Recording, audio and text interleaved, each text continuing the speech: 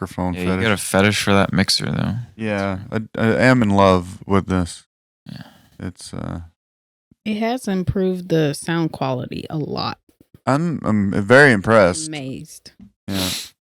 So it's just like, yeah, everything just sort of sounds better automatically and live. I don't know. I mean, studio wise, I think I'm getting a better quality here, but yeah, for out and about and recording and all the stuff, it's great. So, what are we doing here? What are we doing? What is this? I ran out of steam talking about All the setup. what's been grinding my gears or something. You know, What's been? Yeah. What's the? Actually, I don't want to be. here? I don't want to be negative. You know, like because I think the thing about it is you're always looking for the problems to solve, and so you have to have a negative bias. I mean, that's how we survived Yeah. all this time. But so you have to focus on the problems a lot. But I mean, Yeah. thing is, things are pretty overwhelmingly positive. I mean, this is the best. Yeah. You have to give the problems thought, but not, dwell on them too overly. So what's going great? What's going right now? Well, here I am. Here in South Carolina, I'm just kind of here in the present, with some folks that I enjoy the company of, who are very passionate about what they do. So there's that seems to be going pretty well in my life. Who are those people? Who are those people? These people I'm with. These two.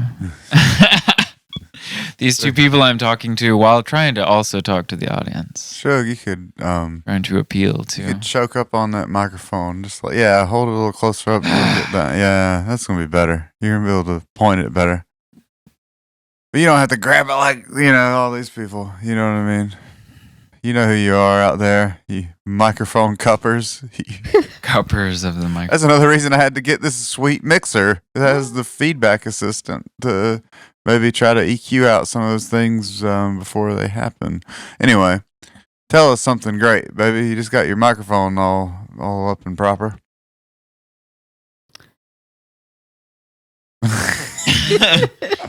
It's hard to say something good. Yeah. I mean, Don't say something good. Just say something. Just say anything. Say something. I'm giving up on you. I mean, today we premiered a video on our YouTube, and that was fun. Oh yeah. On that all day. Oh yeah, and I actually haven't shared it to our Instagram yet because did. you did. Thank God. And I saw Javier shared it. Yep. Yeah. There you go. But- Wiggy shared it as well. That's been a Yeah, I was thinking Project. that should be the intro music. Just a little. Yeah, I think it's a sign of things are going well that my phone is a terror right now. Gosh. So I've got people to get back to and people to run down, and it's a lot. Yeah. But yeah, I'm particularly excited about that video because I learned a lot through the process of making that video, and it's for someone that we've known for a long time, and The Wigster. Gotcha. and we shot it on several locations, and even premiered it early for a few select Briarcliff. Mm-hmm. Yeah. And I'm glad There. that it's now everyone can see it. And I think it's executed well. There's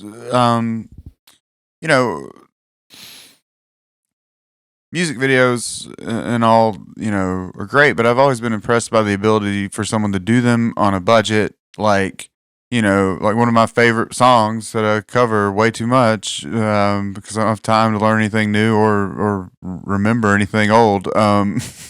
or anything anymore.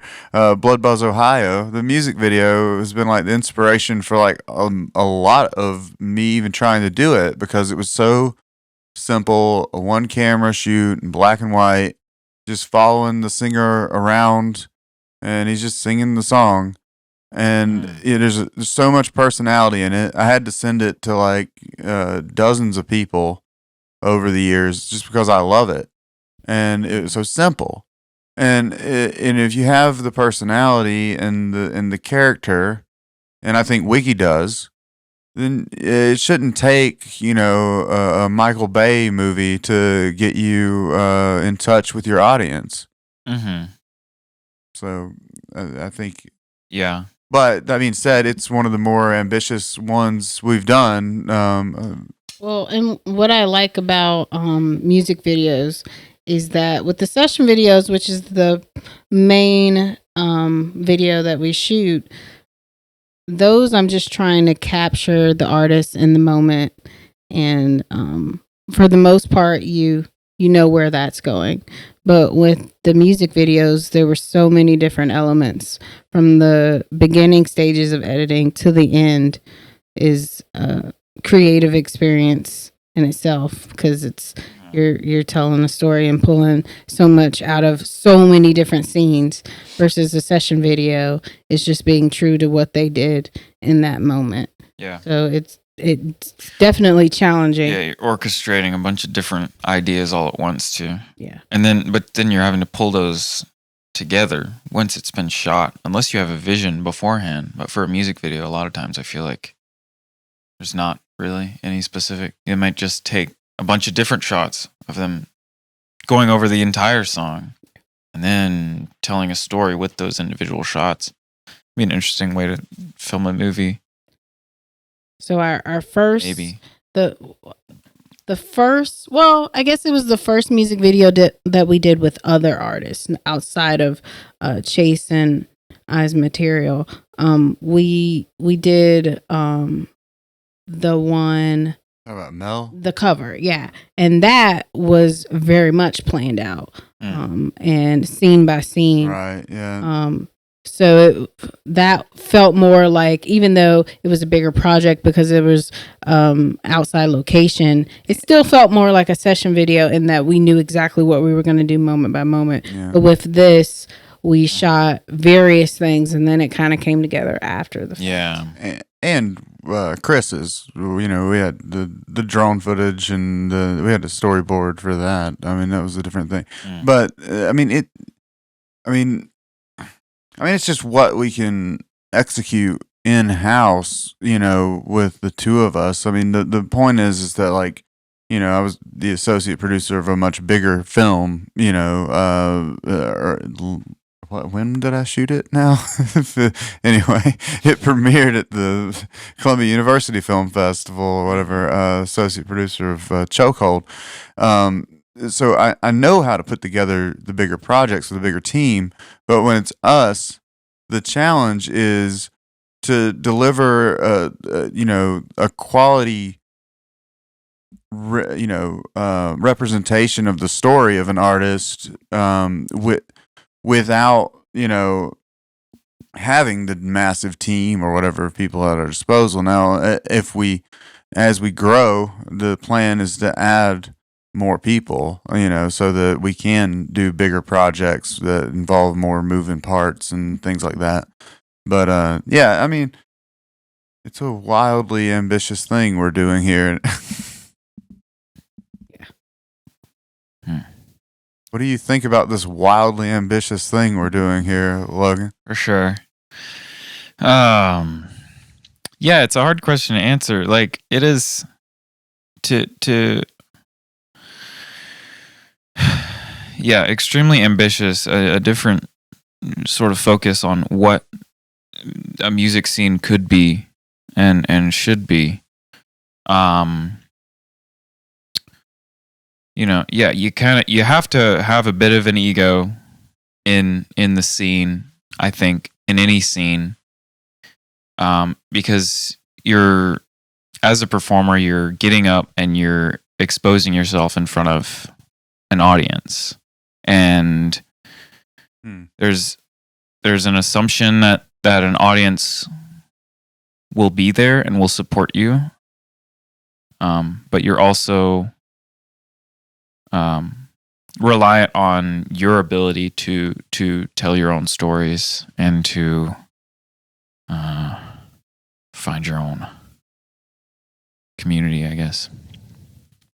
Yeah, so you said you have to have an ego, which is accurate.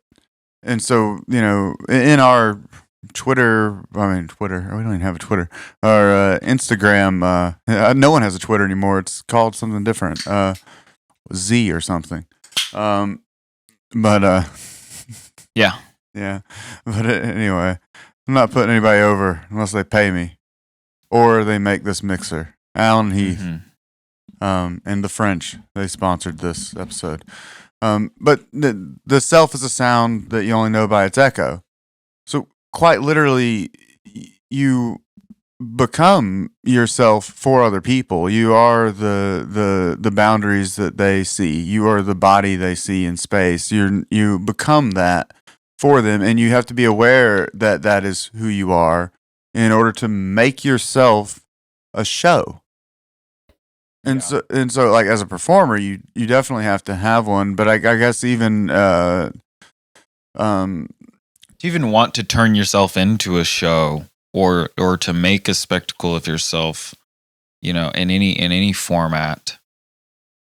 And yeah, I don't know. Shug really seems to want to do it. She the self is only known by its echo. Is like, I mean, I don't know. I've heard you say a lot of things, So it's like, I don't know. There's you're a hefty talker, so I've heard you say many different things, and most of which I want to say I agree with, or just they're fundamental truths of just like the way the world works.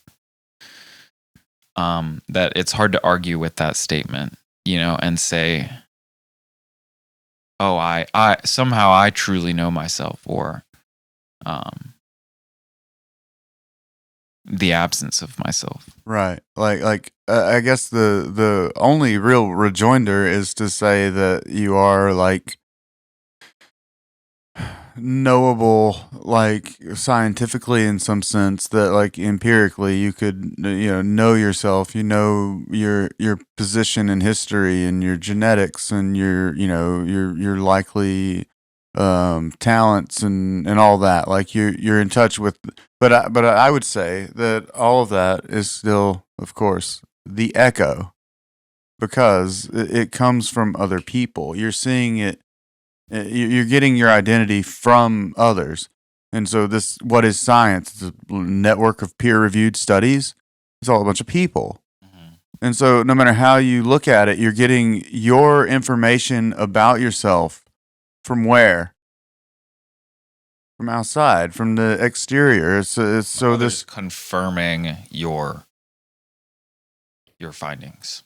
Well, if they weren't there, would you even know? Would you have ever found yourself at all in any sense? Without language, like what is, the self sort of is created by the interaction with the other. The need to put things into words is what we associate with the self. The I, in I think therefore I am, or whatever. Mm-hmm. So it's the self begins with the appearance, not of me. I don't appear to myself. It begins with the appearance of the other. Yeah. That was kind of... So you can't know yourself in a cave. You can't know yourself in a vacuum. You can't know yourself unless you, I don't know, you could find a mirror or yeah,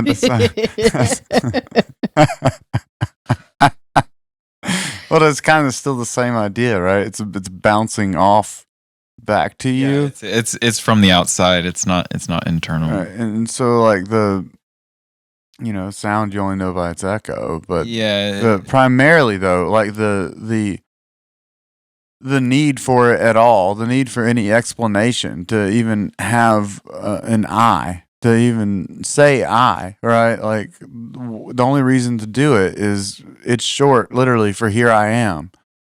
Like it's the presence of someone else that makes you an I. Like otherwise, it's just all experience here happening. This is what meditation, Buddhism teach, right? Like you're the space within which experience happens.